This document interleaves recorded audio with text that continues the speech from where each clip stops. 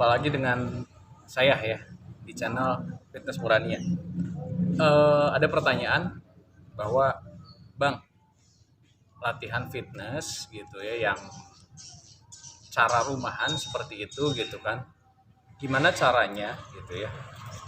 Kita nutrisi yang baik walaupun latihannya latihan rumahan gitu. Tentunya juga yang low budget ya. Ada pertanyaan seperti itu yang datang ke saya.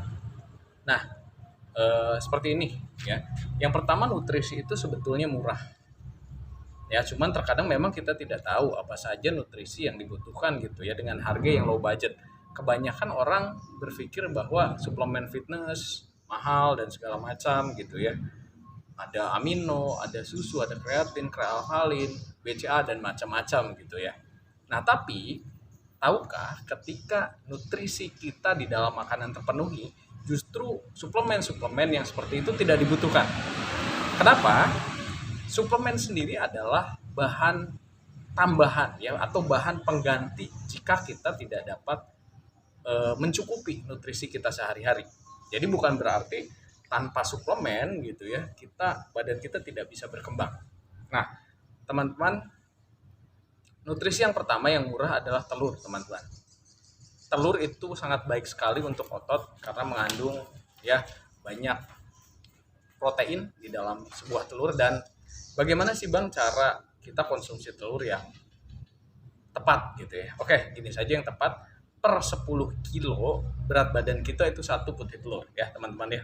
Satu butir putih telur itu per 10 kilo dari berat kita gitu ya. Misalnya berat kita 60 kilo, berarti kita minimal membutuhkan telur 6 butir ya. Jika lebih banyak itu lebih bagus. Putihnya saja ya teman-teman ya. Jangan merahnya, jangan kuningnya ya. Karena untuk kita kuningnya itu kurang bagus.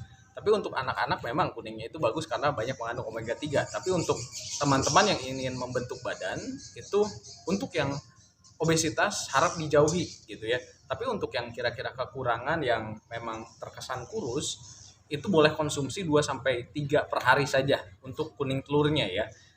Untuk yang lainnya ditinggalkan. Yang obesitas janganlah gitu ya.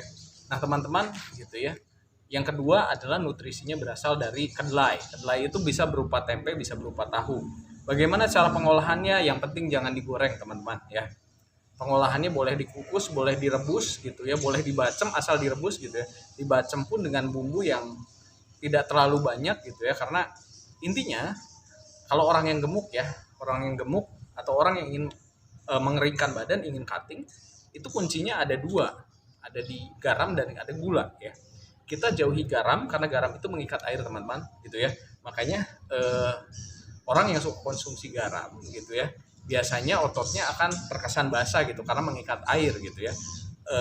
Yang kedua gula jelas karena gula itu glukosa, karbohidrat. Kebanyakan dari kita ketika kita mengkonsumsi makanan, kita makan nasi dan segala macam, minumnya es teh manis teman-teman. Nah, itu justru menambah karbohidrat yang dibutuhkan oleh tubuh kita dan akhirnya terjadilah obesitas. Untuk teman-teman yang kurang berat badannya itu justru diperbanyak. Namun balik lagi, bukan berarti teman-teman katanya mau gemuk bagaimana sih? Konsumsi gorengan dan segala macam, jangan teman-teman ya. Karena itu tidak sehat.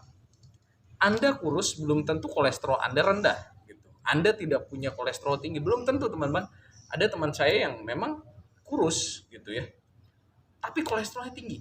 Hati-hati teman-teman ya. Yang pertama, jika teman-teman mau menambah nutrisi berat badan, itu adalah buahnya yang dipilih adalah alpukat dan pisang. Kalau untuk makanannya bebas, namun tetap dijaga untuk kandungan minyaknya, kandungan lemaknya gitu ya.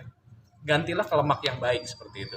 Kalau misalkan teman-teman lagi ya ada uang lebih, boleh ditambah dada ayam.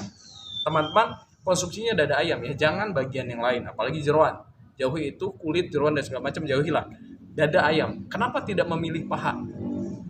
Karena paha itu berlemak. Apalagi untuk orang-orang gemuk ya, hati-hati ya. Anda yang suka bagian paha, tinggalkan.